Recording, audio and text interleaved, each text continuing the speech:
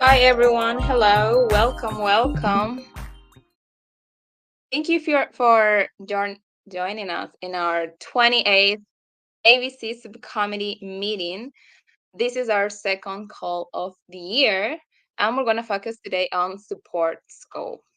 So I see.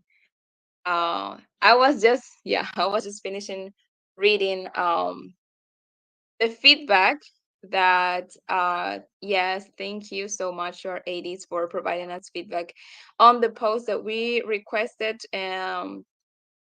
For last year, we made like a sovereign finance ABC year review, and yeah, we asked for feedbacks of the work that we have been doing throughout the year. What can we improve? So yes, it's much appreciated, and we're gonna take into account what you have proposed there and improve and keep doing our job as best we can. So I'm going to share just the link. If anybody else wants to provide feedback, that will be really welcome. And so now also you can read Luz and Clocky's feedback, since it's beneficial for, I think, everyone, every AC. And here it is. Blue says, we're happy you made that pause. It's important to reflect from time to time. Definitely. Yes. Okay.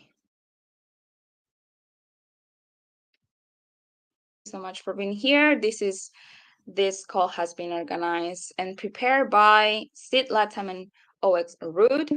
And these are the topics that we are going to discuss today. Please let me know if you hear me well. We always have some issues when we have a guest, but since we don't have he's not here yet, we're going to continue with our schedule, but we're expecting Alan from Monetalis. This is the topics that we will see. we're gonna start with a proposal that Keys AVC are like having an idea of, which is the PPP, the Pseudonymous Participation Program, and then we're gonna focus on different topics, such as, of course, we're going to mention Rune's proposal, the changes for the support scope. We're going to mention our work in progress into the gate, into the atlas work. We've been discussing a lot about it, so we're going to share so far what we were working on, and this includes so much about and especially 0x defensors post on operational security. And not only that, but we have made research from different um, posts that we believe are going to be helpful for this, and we're going to discuss it with you. And this includes, of course, Blue's also work focused on the gate that he has share and ask for feedback on what he's been um, prepared, which is kind of like a template to follow for the gate. So let's begin. I want to make sure that we don't have yet in here. Oh, okay. Okay, so to support in context, I'm going to share the link for the Case ABC post. So here it is.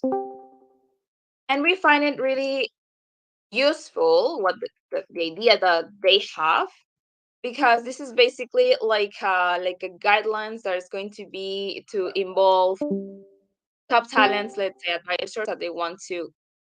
Oh, okay. Oh, it's here. We have our guest. Hello there, Alan. We're going to start with this, and then we're going to continue with the topics that we have. So thank you so much, Alan, for joining us. I'm going to put it here. To put into some context with this, there were kind of like some concerns related to the lack of updates and reports from Coinbase custody and Clydesdale, and that's why we have here Alan Peterson from Monetalis gonna tell us what is happening right now and what they hope to achieve over 2024. First of all, thank you so much for accepting our invitation, Alan. How are you? Good, thank you, and thank you for having me. Very kind.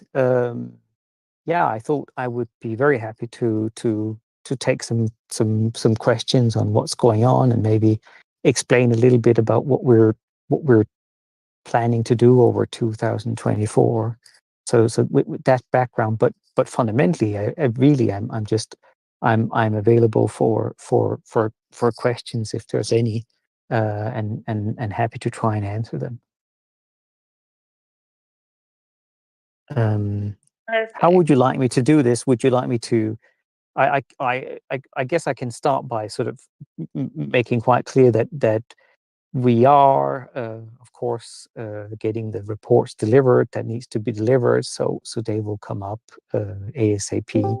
There's been some discussion on what are the right format for it, and that took a little bit longer than expected. But we are, of course, delivering the November, December reports as they should be, and we've also promised an audit, and the auditors of basically James Asset Trust should start here over January to basically do a audit of the financial statements or the financial situation there, and whatever of that report will be shared on the forum when that's done. But this is a very busy time for the auditors, so I don't know if we can get it done by the end of January, but we'll try and see if we can get it done as fast as possible for that. So reporting will continue, and as it is, apologize for the delay in some of this, and the audit will come out. So that's just to clarify that element. Over this period, we've been that's sort of that. Any questions on that, by the way? Perfect. So everyone in the chat, and everyone in general, like it's encouraged to ask questions. We have Alan here. And yes, I mean there were some,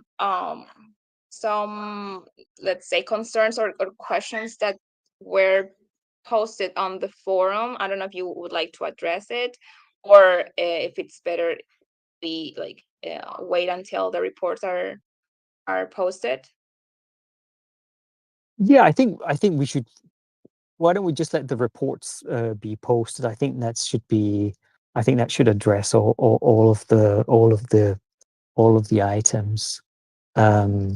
It all I can say is that everything is running as it should. We have not found anything, or the auditors have found anything that should be, wrong or bad, or anything that's gone wrong. So it's just, yeah, there's been some delays because of a change of reporting structure, and hope for automation of some of the things that didn't really work as well as we had hoped for. And so that's just a reporting of it.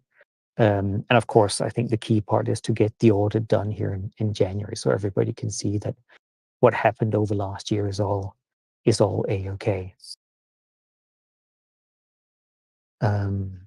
Maybe the interesting part to talk about, because it's just, we're now sort of beginning a new exciting year, where I guess the end game should start really kicking in over the year, particularly I think second half of the year. So it might be good to think about, what happened last year, and what's going to happen this year. And I think I don't know how many of you can remember it, but I know a lot of you can, by the way. But when we started out this year, we built Clydesdale, or when I call this Clydesdale, this BVI trust, and this relationship with Signum, and setting up the right relationships and so on. Well, that was kind of good, but it has always been seen as a first step, right? This was a consequence of, we were starting out trying to connect DeFi with TradFi, and finding our way for what was a secure and safe way that had some flexibility in how you could do it, and give appropriate protections in all ends, and what was viable to be done in traditional finance when you have a beneficiary being something like a DAO. So, there was a lot of experimentation in that. It worked out quite well, and it operates quite safely now. But we have to understand that this must really be version 1, or version alpha. So what we're hoping to do is to get to a version 2 over 2024, for how to work with real world assets, right? That's sort of the key thing to do in 2024. If you think about the solution that sits today, you can easily see some of the challenges, I guess. One challenge you could see, for instance, is that there's actually a lot of parties involved in the chain, right? So when a governance decision is made that you need to reallocate something from something to another, then actually we need to have a trustee involved, we need to have an administrator involved, we need potentially to have, Coinbase and a bank involved. There's a number of parties that are involved in all these different pieces. And that, of course, is not ideal, because, it it it it challenges speed, it challenges, potentials for error, even though we've kind of weeded all those potentials off. We've made sure that there are, checks and balances that makes it work. But of course, it's not as sufficient as if a governance vote uh, created immediately a token action, and things happen that way. So there are these people element that's in there that makes the processes not great in the long run. That's one of those things we've seen as one of the key things we wanted to operate on. The second part I might add is things such as instant transparency, because actually the same parties are actually involved in the reporting, and that creates some delays and some incompatibilities between how one sees numbers and another one sees the numbers, and trying to get the numbers out and give some degree of transparency and reporting, which is in real time, right? It's very much month by month, and sometimes it's even delayed. So that's another sort of inefficiency that sort of is inherent in the structure. And then I guess a big one is the fact that when we set this up, a lot of it was unregulated, right? There was not clarity on how these types of things, when it came to crypto related businesses, should be regulated and handled. So we set this thing up in an offshore where there was the least amount of sort of um, potential regulation we could run foul of. So we've set it up in British Virgin Island. We've been happy with that, but obviously there is a limit to what you can do on an offshore jurisdiction, in terms of which traditional financial institutions you can work with. And they're also, with you then on top of that, you have I mean, basically offshore jurisdictions are less well connected with the general financial system. If when all is said and done, and everything you do is always required to be at a very much higher level of KYC and ALM, and that has some challenges to it in terms of what partners you can work with and what fund levels you can do, and how expensive or cheap products are that you work with. Um, on top of that, you also have the fact that the trust is crypto related, and that gives you other issues with that.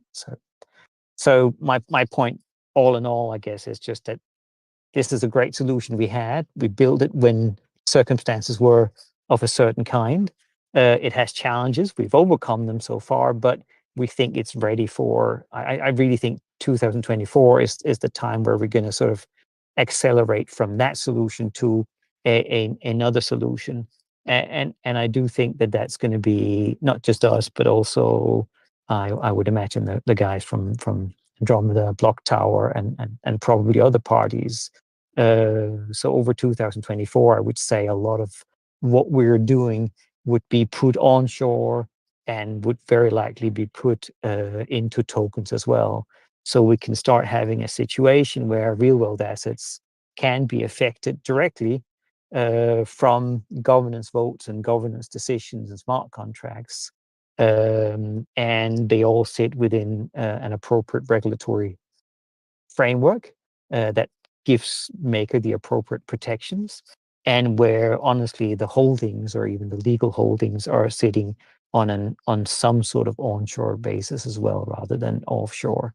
So we sort of, you might say, we go from an offshore sort of more limiting situation to a place where we are actually onshore and doing a lot of things, working with more efficient products and more efficient players potentially. That's what I would see happening over 2024, and what we definitely are working on. And I would say, I would imagine other parties do as well. I would also see over 2024 that we will continue to come with solutions. I'm sure Andromeda will, Block Tower will, but there will be more parties, right? I mean, for Maker to start broadening out some of these things, Spark being a great example of an awesome sort of broadening out of something that related to a new solution. And similarly, we would expect to see some new solutions for real world assets. But yeah, I mean, definitely 2024, I would be very surprised if that's not the year where we get our RWAs into a token format and much better integrated into into Maker. Definitely, we'll start putting out some of our suggestions for how to do that here over Q1, so we can start improving and getting to a, raising the bar one more time. We felt pretty good about all the great work that we've done with the first MIP 65, Monetalis and Clydesdale and so on, between the maker community and ourselves. I think honestly that was a big deal for the market at that point in time when that came out. And I think Endgame is a big deal now coming out. And I hope that we can follow suit and come up with something that is equally exciting for how to do with in how to work with real world assets that's as exciting as MIP 65 and the situation was, a year and a half, 2 years ago. I don't want to, yeah, I think I've rambled on for a long time. So please, any questions? There are actually in the chat, so let me read it to you. There is first Bonapolica, who is asking, can you expand on what auditing automations will be available and why that has caused a delay? We understand there is a need for crypto automated auditing, and it is a new concept that has yet to scale. And then, sorry, is the idea to get seamless data flow across tools and essentially have the data deliver more efficiently? Those are the first Oh, okay. questions. Sure. So to Bona Republica, in terms of reporting, there were just simply delays due to people and due to new formats of data we received from the bank and other types of things. So that's the delay of the reporting. In terms of the auditing, it's not really a sort of a crypto auditing or any kind of auditing. The audit that's coming out in January, perhaps I've explained this, I've probably explained this badly, but the audit that's going to come out here in January should very simply be just a normal financial audit that gives you basically the financial accounts for James Asset Trust, basically the trust structure that sits in BVI, and it will be the audited accounts for that year. So basically, these are the financials, this is the money that's come in, this is the money that's come out, these are their expenses, and there's been an accountant who's done all these numbers, and there's been an auditor to check that all these numbers are indeed correct. So it's not really and there's nothing automatic in that. Honestly, it's very traditional finance, this audit. Now, the next question is, Paper asks, could we get some understanding on how Osprey and Jet2 were able to do transactions with each other? So I believe there were a situation where the guy, I mean, we'll write it down, but I believe there is a situation where um, uh, a counterparty was supposed to send money to Osprey's account with Coinbase, but they send it to Jet2. And because it's funds that should not be in Jet2, the trustee immediately had to send it away, right? Because you can't have basically, outside funds in. You have to get rid of them pretty fast. So it was sent back. It was purely an error. It was a clerical error of sending it to the wrong address, and that was corrected immediately. And it was just I think it was just a test transfer of some amount, but that's please don't hold me too hard on it, Paper, because I need to. Somebody has written a small piece about what happened there, but it was really a clerical error, as in instead of sending money to account A, they sent it to account B, and because it arrived in account B, then immediately the guys who had control over account B send it back. Basically, it was as simple as that. It was pure and simple clerical error.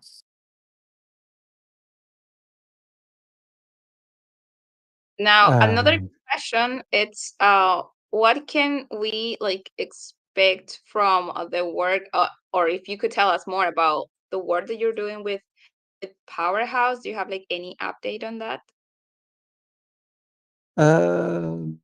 I mean, I think Powerhouse is doing a great job in terms of how to handle the reporting and setting up formats and tools that are great for us to deliver the reporting in. And we've been as much as we can help in designing or at least making inputs to how this could work and how this could be efficient, and also, you know, can you deliver numbers in this way, yes, or can you not, or how should this be?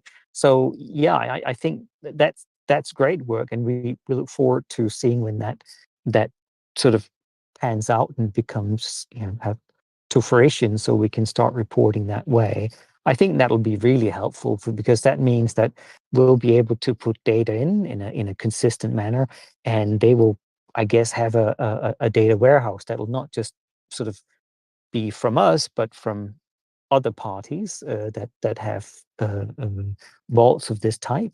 And then I assume that, like, I guess BA Labs or other people who have these great reporting tools or develop these great reporting things for Maker and the community will be able to run all their queries on it and develop great tools for Maker on that. So yeah, we're for now we're purely working as an input party, as in helping to see whether we can develop, you know, give the right information in the right format, and how this works. But it's looking really promising. Yeah.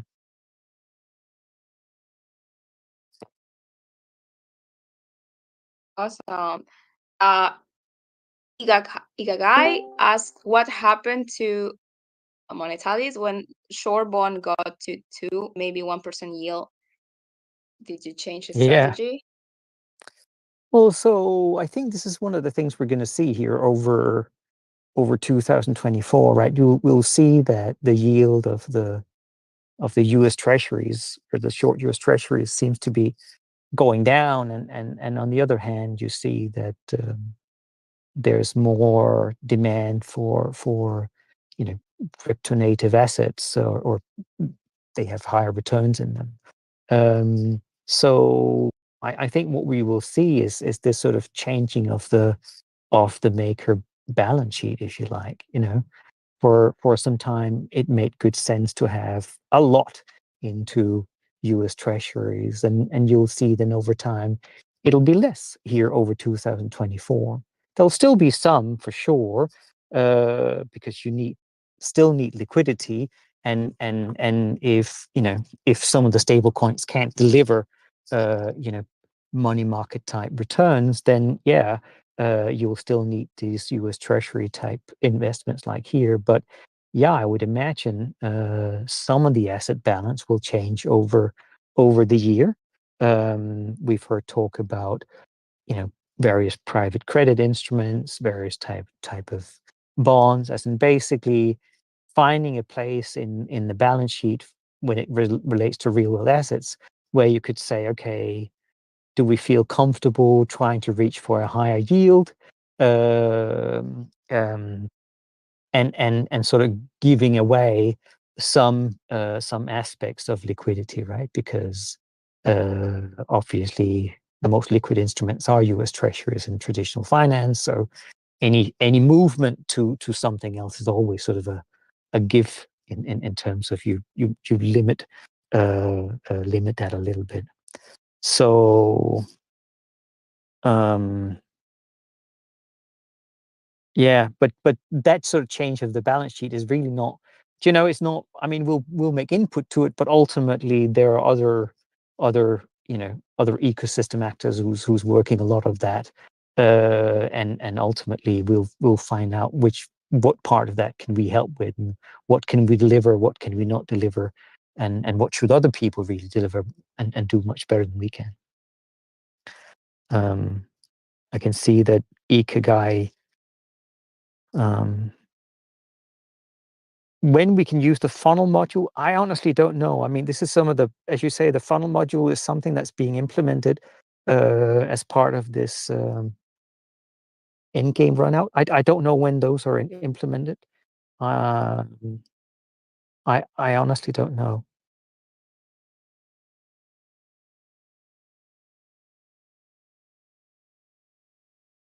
Yeah. Yeah. So yeah, no, I mean, but as soon as we understand what it is and how it's going to function in practice, of course, we'll start adjusting, our processes to work with funnel modules and NST and all the other things, and what kind of sort of freedoms we have for choice of assets and not. Yeah. Okay. Any other questions? Otherwise, yeah, I don't have so much more I can share, I think.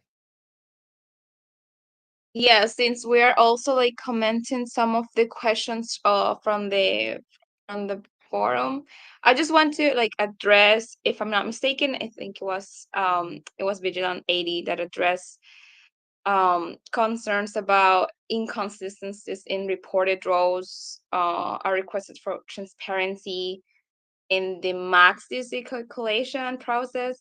And there were like specific questions about how certain collaterals are accounted for in the calculation methodology. And so is this is going to be addressed also in the report that you mentioned, that it's going to be, we have to be expecting it at the end of January? Did you say that? Yeah, we're Or we're I mean, in the next week or so, for sure, I think the report should be coming out. If not, I mean, we're talking within days that we should be having all the reports for November, December out. It should not take any longer than that. So we're there now, and I hope we address these questions there as well. I believe. Yeah. okay, I yeah, mean, I think perfect. Vigilantes. I mean, I promise to address this. We'll read those through and make sure that those are all addressed. Yeah. Yes, I think that this is like addressing certain issues that ecosystem actors may have will help a lot. Probably these are not just questions for one entity, but many people. So Sure. yes, Yeah. so thank you so much for your time, for being here, for Oh, thank you for replying to inviting me. our questions. No And problem. is there Yeah. anything else that you would like to mention to us, like to say? No, except for thank you very much for letting me be on the call, and thank you very much for inviting me. Yeah. Thank you, guys.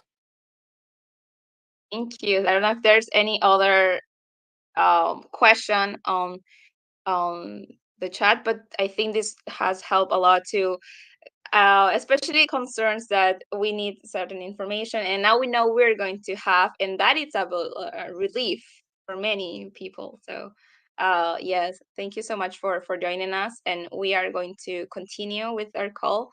And I think other people are saying thank you to you, Alan. So Thank you. let's keep going. We have we're going to continue, and don't worry, this call is expected to finish before our call with ecosystem team, so don't worry. So let's move on into the next part. I mean, we were here, right? So to put into some context, I already shared this post from Keys AVC, and they were having this um idea that basically to figure it out how Maker can involve top talents, for example, advisors, but who want to remain completely anonymous. We also discussed a little bit, about this last call, right? And they put this example. They will, let's say, and they give us this entities, let's say Stable Labs, GFX Labs, Gauntlet, BA Labs, Steakhouse. What if they want to join Maker but under pseudonyms? Like how can we address this? How this could affect, and then they point out transparency, accountability, and the decision making process. So this was an idea that we should be like discussing. They even ask also for feedback, so that's why we find it like relevant to mention in here. So maybe a lot of you have way more ideas how can we go to this or from this. So yes, they are asking different questions that we're going to also address in here. So we put in here, one concern may be that these teams might use their influence to get positions without deserving them, and the community wouldn't know who they are. So this idea and everything they are planning to present as a MIP 102 proposal. Uh, we're supposed that they're working on, and we're also kind of like, since we like the idea, how can we also help? So another thing that they are addressing here is how to avoid giving too much power to, let's say, to facilitator, to decision making entities, right? um and whether they should require some level of identity disclosure. So they ask different questions, um and the whole point of the post, like the goal is to strike a balance between anonymity and transparency, to maintain fairness and integrity in maker's process, in the governance process. So yes, so this is it, right? These are the challenges that so far they are addressing. So finding a balance between protecting the entities of pseudonymous participants, ensuring the fairness of maker decision maker, concentrating too much power in the hands of facilitator DAOs, potential for biases in verifying and vouching for anonymous entities. So these are the questions posted in the forum that it would be really helpful for, and if well, we as sovereign finance are going to share our insight, our yes, or like feedback on this. So the questions are: do we really need or want to hire people, groups that are 100% anonymous and cannot exhibit a track record CV? Now, how do you feel with this? We are what do you feel like to our ADs, to ecosystem actually in general? Do you think that this is the best way to follow, like to hire only anonymous people? Now we know that the atlas, of course, encourage ecosystem actors to be anonymous, and then there, such as a consumers such as ADs, that they have to be anonymous. um but when it comes to these new roles, how do you feel about hiring them only if they are 100% anonymous? And now, if the answer is yes, that will be more suitable with what we're building with the atlas, right? How can we track their experience, the work that they've been doing, the record, yeah, even like CVs? Like, we need to find ways to so we can hire, yes, potential like top talents, like they mentioned, but how can we know they are really good for the role, right? This is a big challenge, I would say. If the answer, and if most people agrees that it might be necessary for them to be 100% anonymous, because if not, I believe it's going to be like the same way we are doing it now. That's why it says no, there is no problem hiring anonymous groups who can provide a track record built over several years of pseudonymous work. Now that I don't know if for example, 80s, right? You guys are anonymous, so how do you show, or how do you track your experience? um Maybe that could help a lot. So these questions that we are asking ourselves, that we also believe that need more discussion. That's why we're bringing it here. Then it says, how do we hire them? How do we avoid the problem of delegating too much power to facilitator DAO? So actually, there are two different questions, right? Now, how do we hire them? If you follow us, you know that we are we are working on like a process, right? Like a recruitment process, but for advisory councils that not necessarily need to be anonymous. So it's not exactly the same in case if we opt to the situation where there needs to be like all of them need to be anonymous. Oh, uh, comments good. Blue says shared experience. To be honest, best advice is to start with small and simple tasks. Operational security, it's everything, and we're gonna go there. Yes, we're going to focus on this. We have a special bullet from this, like special slides from this topic. Okay, says, as delegates, we cultivate our own reputations while participating anonymously. I fail to discern why ecosystem actors could not undertake a similar approach.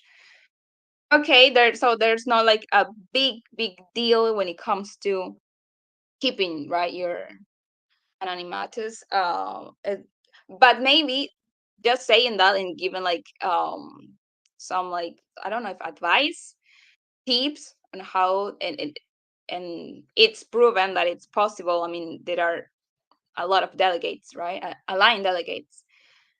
So totally. Blue says we gave the same text to 5 community members interested in contributing and compared. Oh, that's excellent. Can you give us more info about it? Blue, maybe how was that that process? Marin says, I put the opposite rationale forward to bring to the discussion. Anonymity in certain cases can conspire with the idea of hiring people or entities with a verified track record of necessary skills. That's the best way to address this, and, to have like different opinions with arguments. So thank you, Marianne. How are you able to find 5 community members who express an interest in participating? That's a good, yeah. Please, actually tell us, Blue. Yes, actually, thank you, Iga Guy, because Kids AVC also addressed this. Like, what if we get people with bad reputation, right? Um, so it's in the public governance chat. Actually, just where transfer about task and pay. Oh, I think I've read it when you like I think I don't know if it was Blue. You were asking for for help, right? And people to were eager to contribute. I think, if I'm not mistaken. And then there is more questions in here. It says like, should we force some kind of identity disclosure to some selected trustable entities or not at all? What if we that I think this is the point that also Guy mentioned. What if we hire someone whose identity could potentially result in a very bad PR for MakerDAO? Yes, there are the things that a lot of things actually relevant things, important things, risky things that we need to take into account, right? So Blue says we also made another job advertisement on the Kiss call earlier today. We will announce in on Discord soon. Perfect. That's good. Maybe they want their business to make all money from maker projects. We need a balance. That's the thing. That how can we do like to filter, right? What kind of um yes, filter we need to have in order so we can avoid these malicious entities. Yes, anything that you need, and please also you can post it.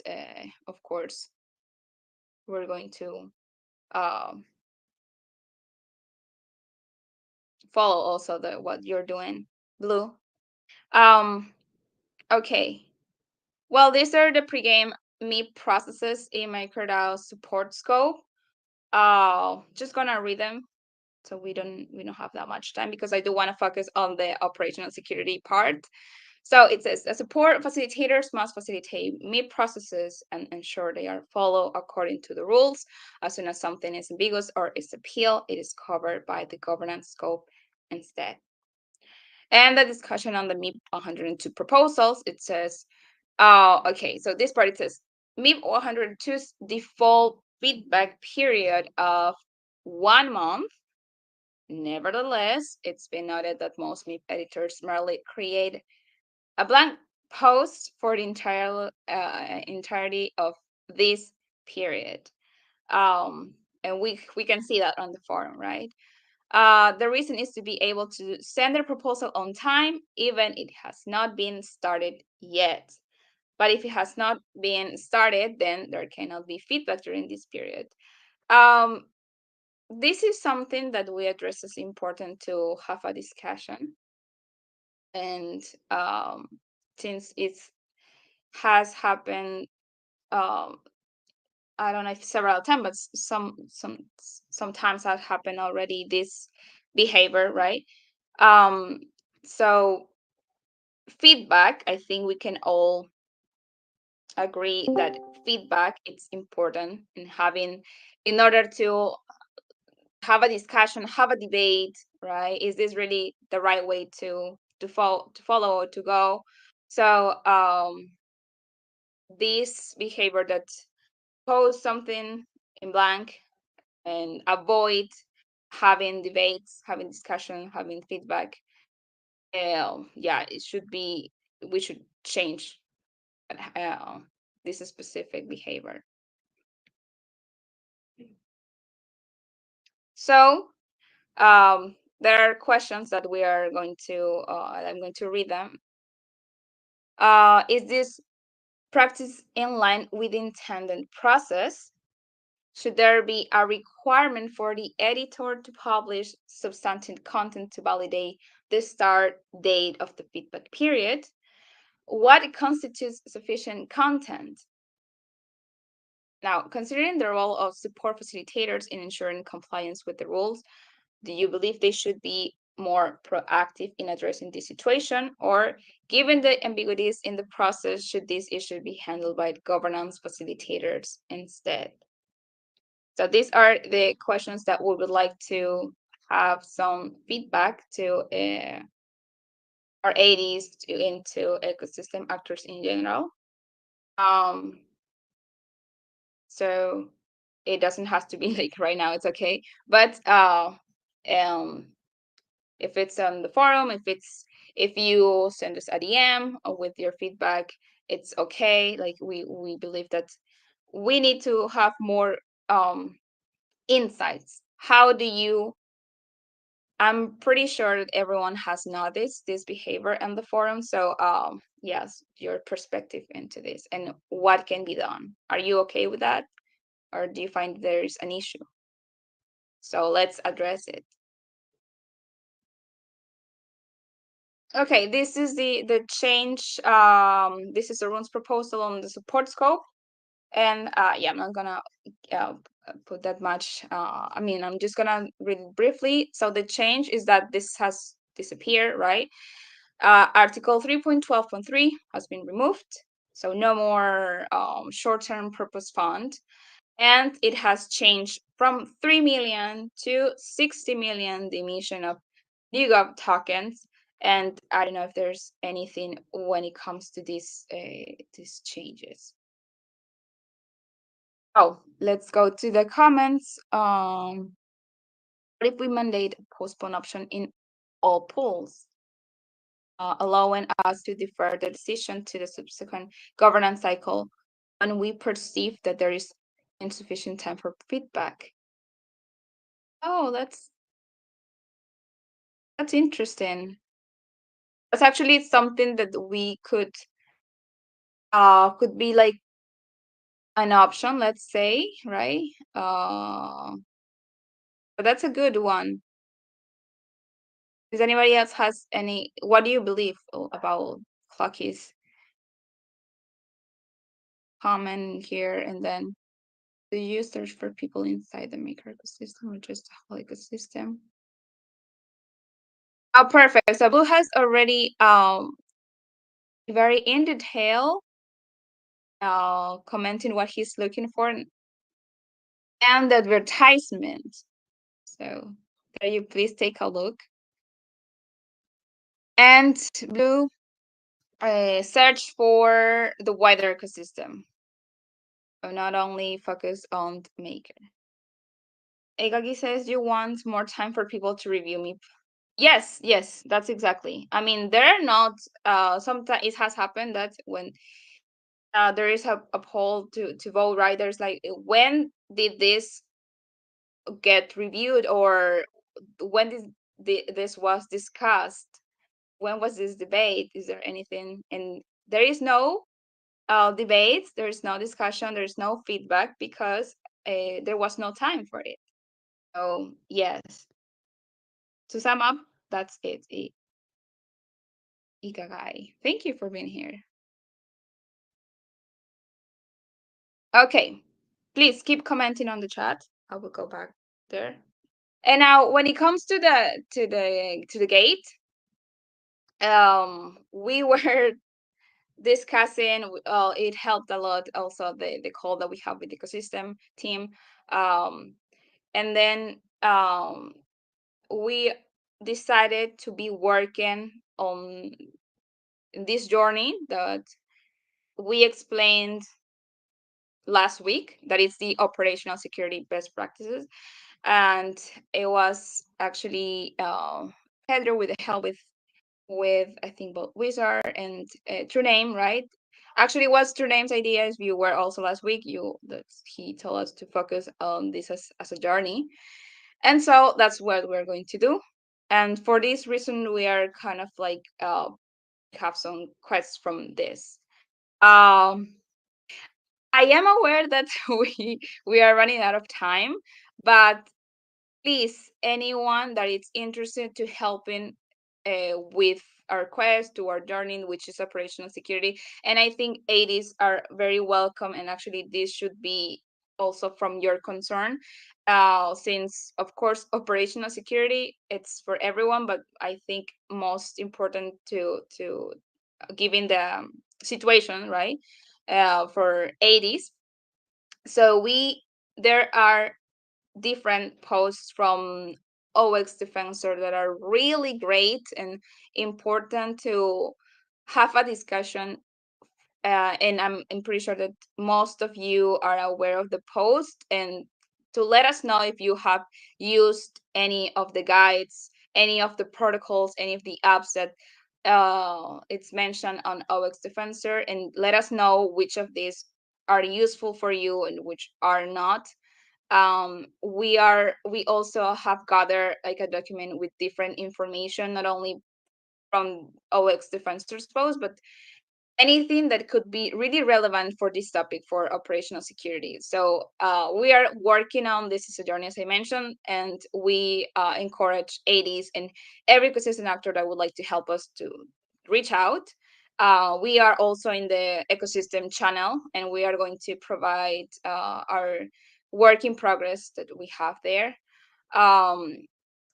And this, did you see that all of these are the links from OX Defensor? So yes, and I think we're not have time for this, but please, I encourage everyone as well to give feedback for the template that was made from by Blue. And this is helpful because, as you know, there are no like a structure to follow to this capturing and these spheres.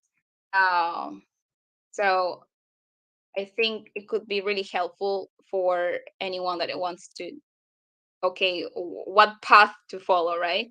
um and I think that's going to be all for today.